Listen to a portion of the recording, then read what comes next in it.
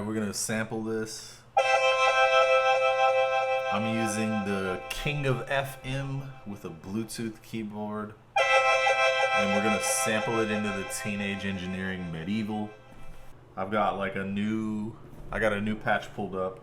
I'm gonna hit Altero, hold it, and hit Demus to sample. I'm sampling into Group D, and I've got, it's basically a DX emulation on the iPad. King of FM it's called. And I'm gonna sample this chord into one of the pads. I've already got the threshold set up, so if you look at these drums, this shows you the volume. And I'm actually gonna turn that up, the input. Now it's loud, but it doesn't clip. When you clip it, it actually says clip right there. But now I want it as loud as possible. I want it as loud as possible without clipping, because one of the problems with this sampler is I have a threshold control here, but there's no way for me to know where my threshold is set. I'm just guessing. And if I can be honest, that is just some of the dumbest design that I've ever heard of. That's something Teenage Engineering really dropped the ball. And I don't know if they're even able to fix it with firmware just because of how this display is. I guess you could make the threshold control share the same indicator as the input control. But yeah, I'm gonna turn the threshold down pretty low just to make sure that it actually samples. So all the pads are flashing. And the way I sample is I hold down the pad. So I'm gonna hold down this one, and we're gonna,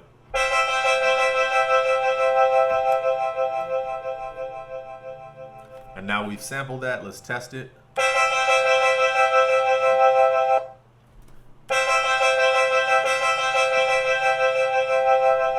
And so what I'm going to do is I'm going to play that chromatically. So I'm going to hit Manus, which is main, and then I'm going to tap on this and hit Claves, which is keys, and now root. I hit Claves to know where my root note is. My root note is C4.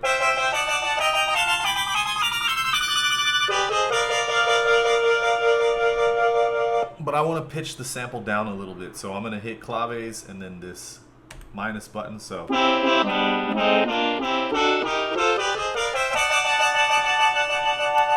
and my little workaround, you see that's got a bunch of effects on it. So there's reverb, there's a tremolo, an auto pan, there's a phaser, and there's a stereo delay. I just put all those effects on in the keyboard so that I have the effects, so that I don't have to worry about using effects later on with this. Okay.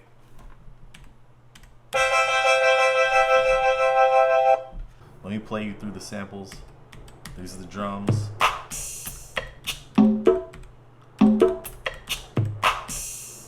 Got a bass. Remember the sample.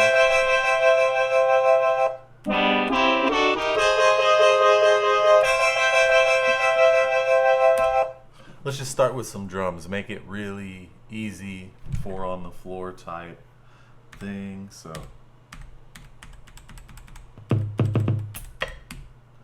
here we go.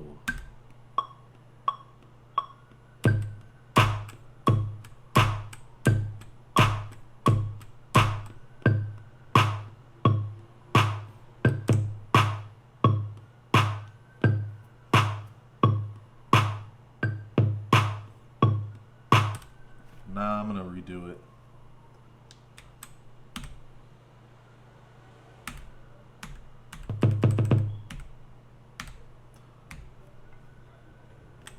Here we go.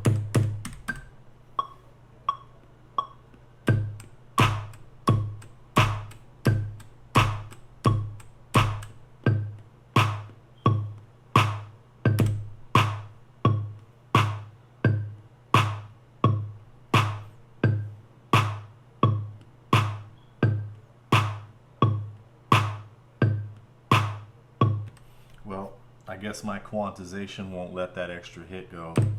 And I forget how to nudge the notes over, so pretty annoying. I don't feel like doing that.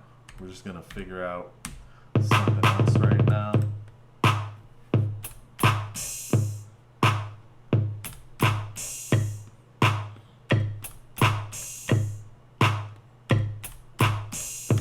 Yeah, that'll work.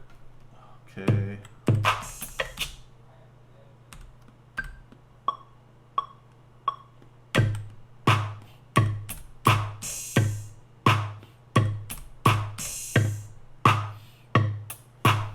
Cool.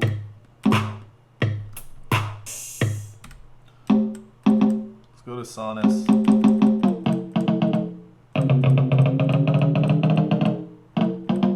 Just gonna pitch this.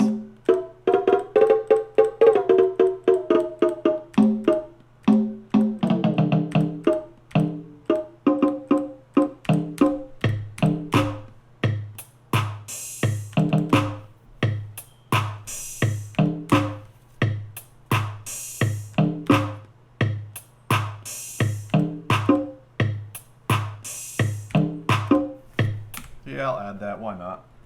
Okay.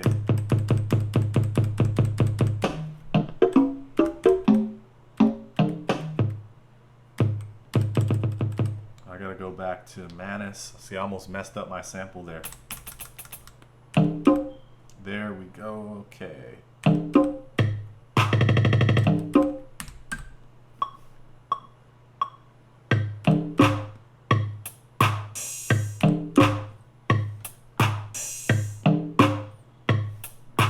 Cool. Let's go over to the bass sample. Claves.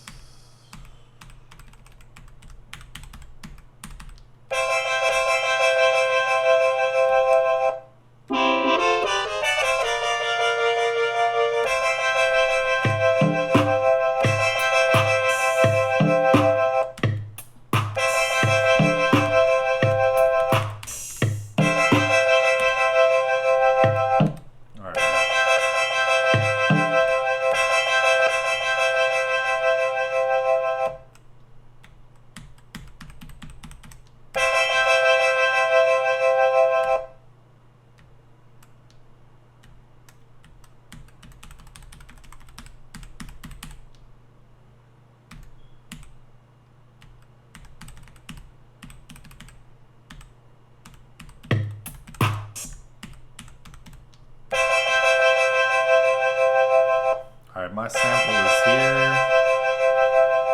Alright, we don't need that many tracks for this anymore, so stop.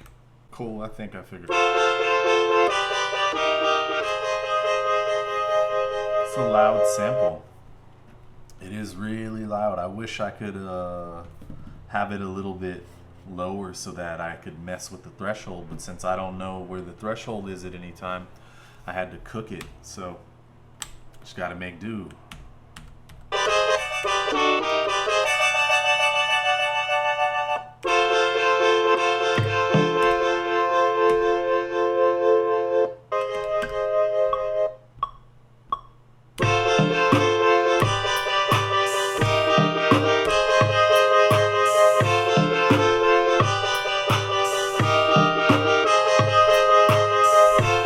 That'll work.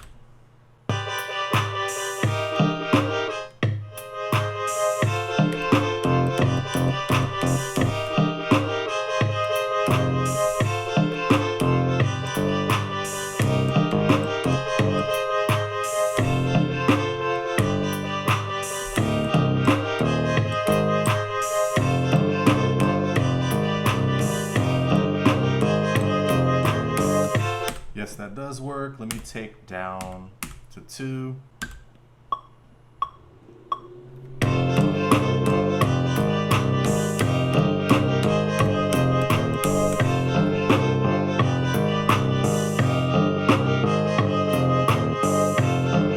Yeah, that'll work. Okay, let's go to C. I don't have anything here, but let's go to Sonus. And let's go to 700. Oops, Sonus 700. I think that's where I have No, that's the 303s. I got strings here, so flute.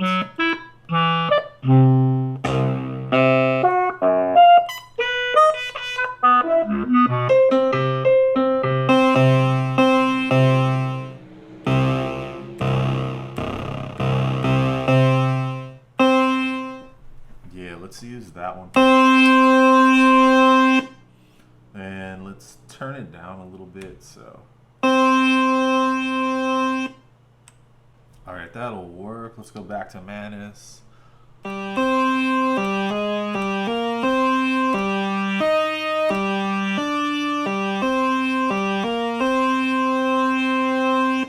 long do I need? Let's do 4, just so that we give it a little bit of variety.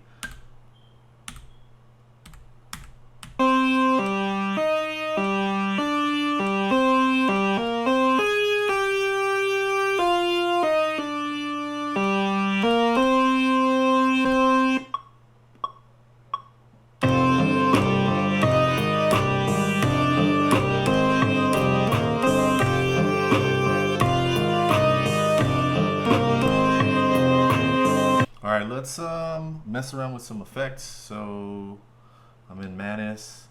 Let's do Pocus. I really hate the echo, so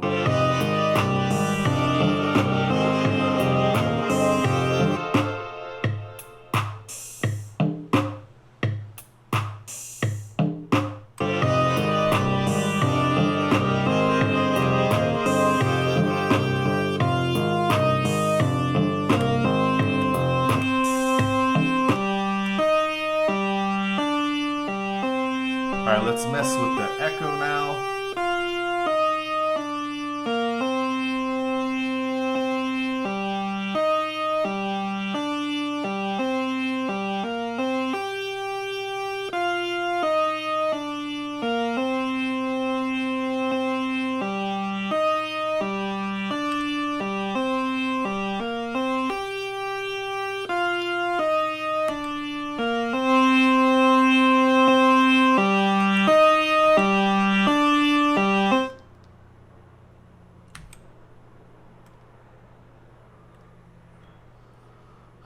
So fader.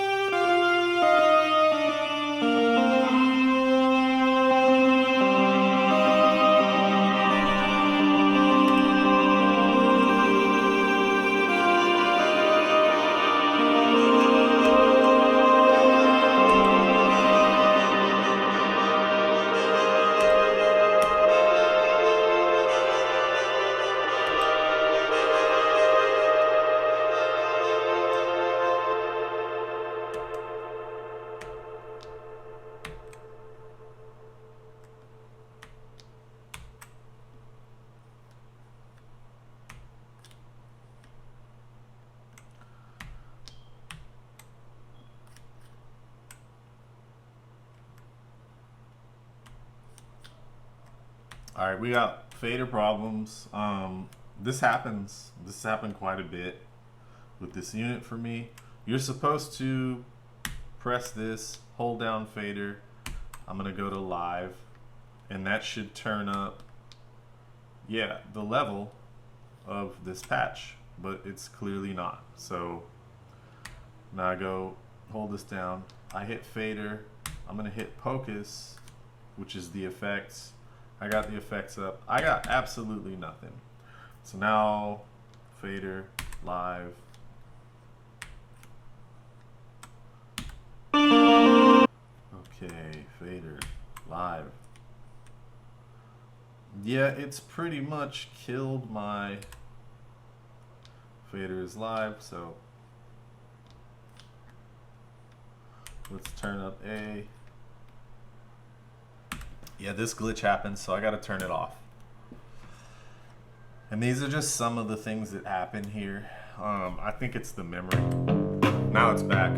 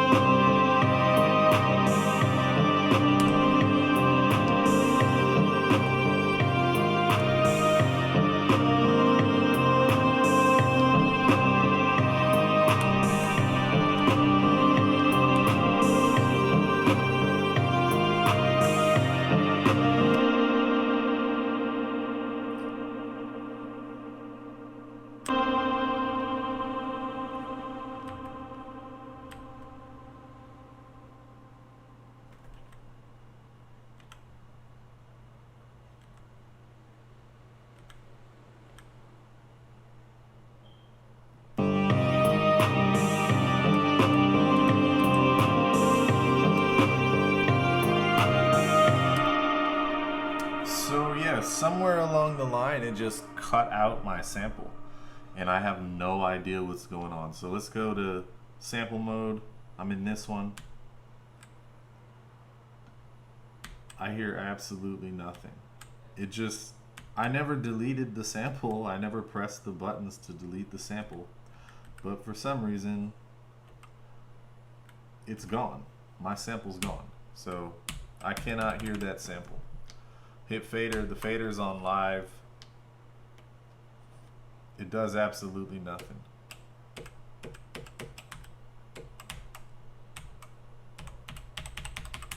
So I have no idea what happened.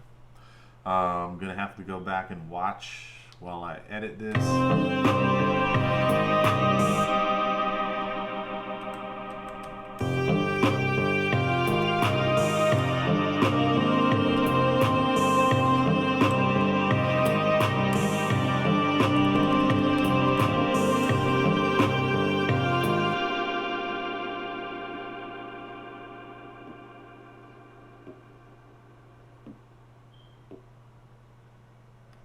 Oh, I hear it.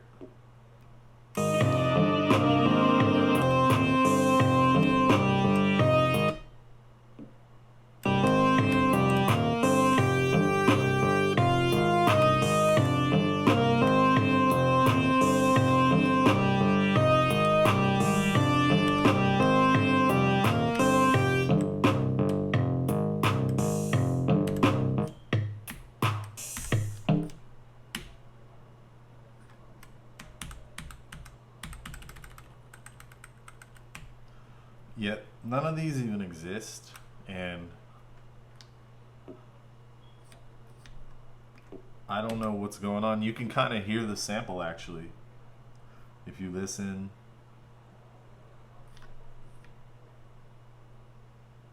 Off. What's off? Man is.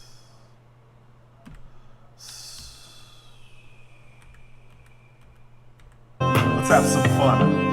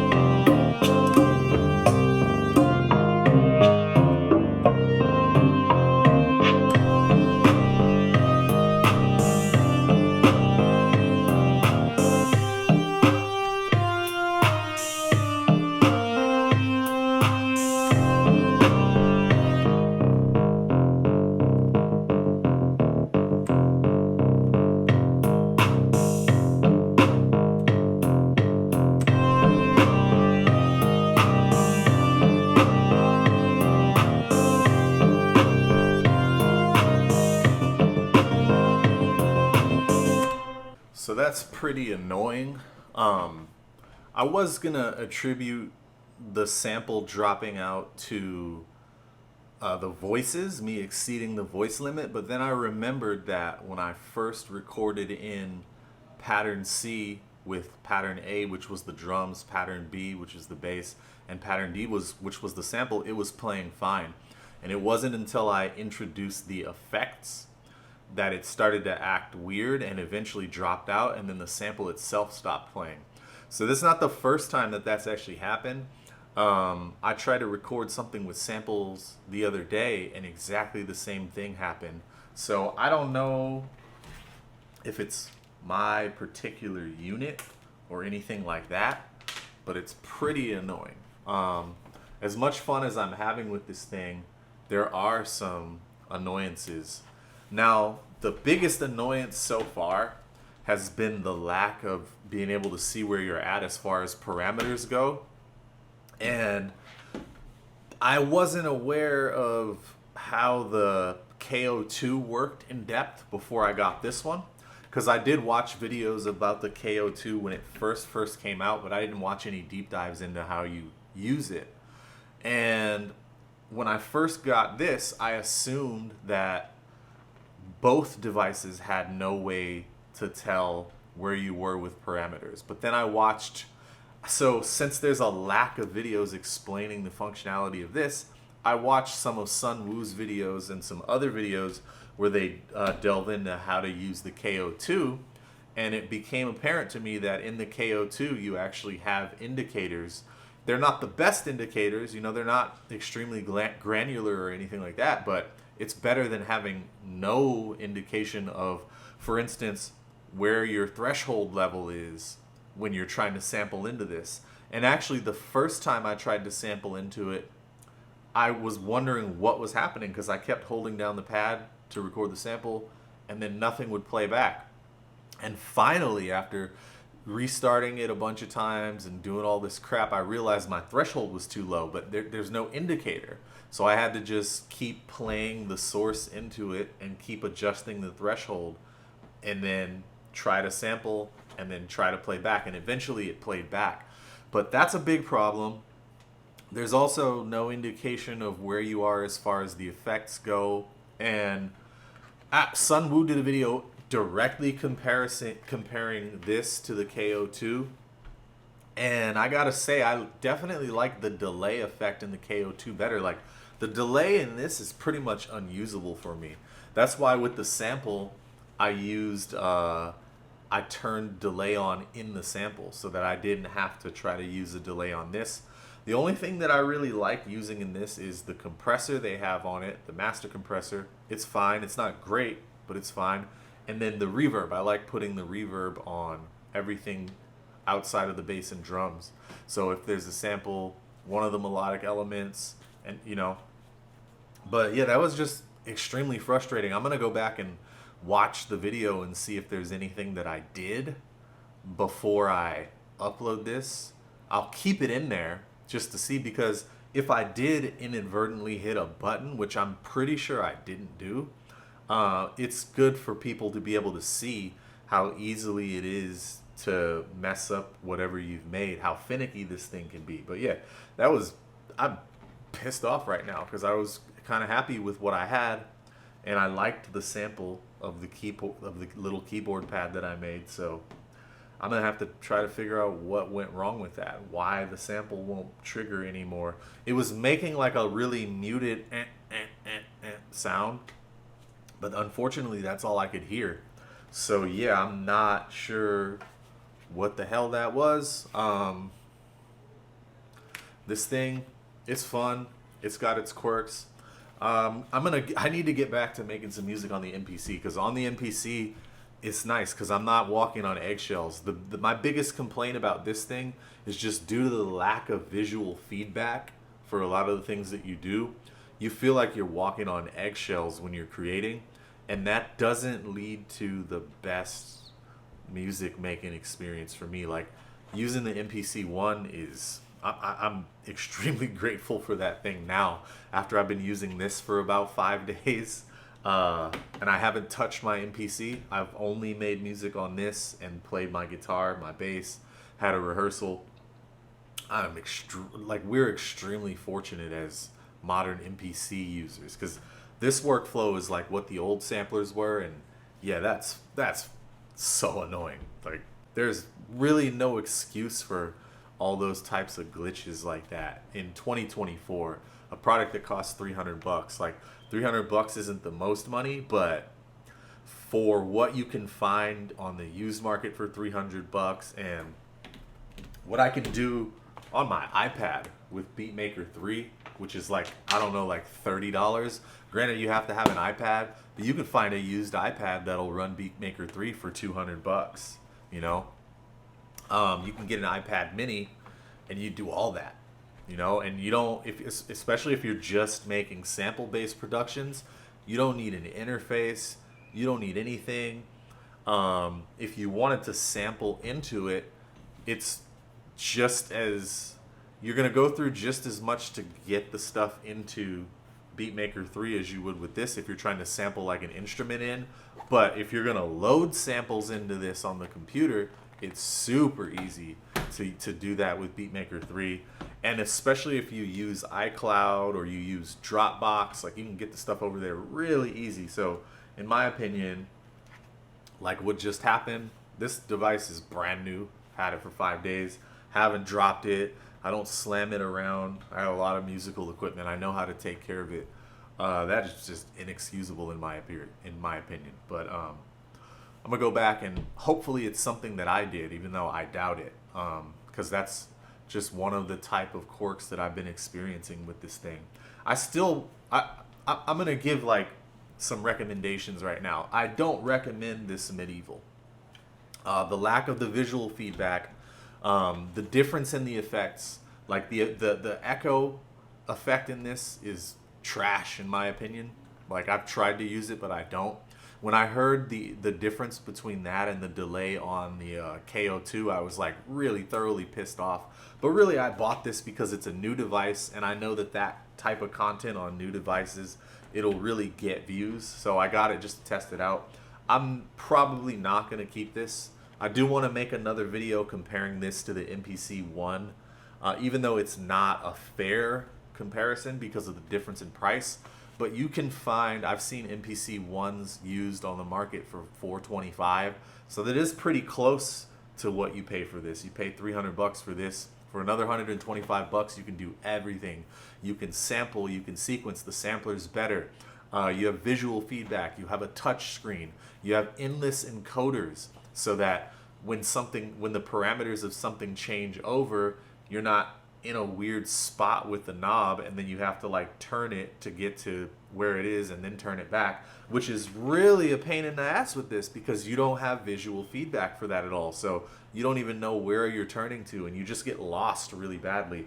And then also the fact that you can't delete the samples on this thing, the samples that come with it. Like, I'll be real, when I first got it, the Medieval samples were kind of attractive. They were cool. They were unique. They do sound good.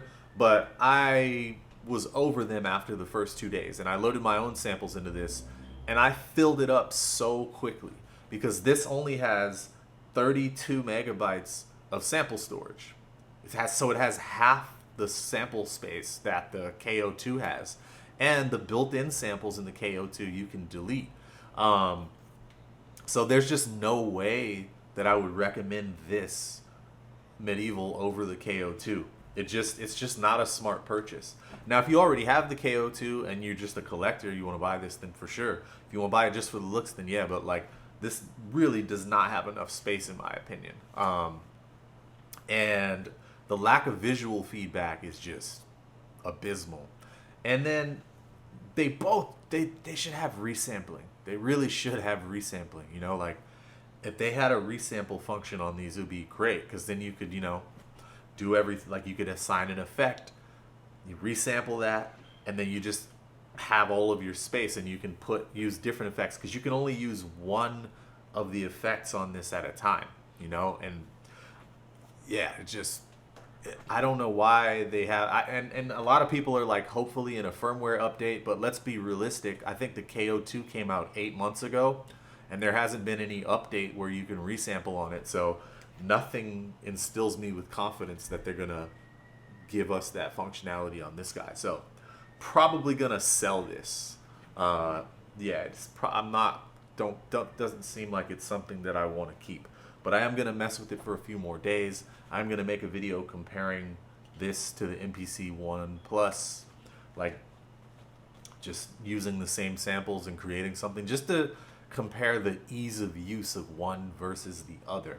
But yeah, thank you for watching.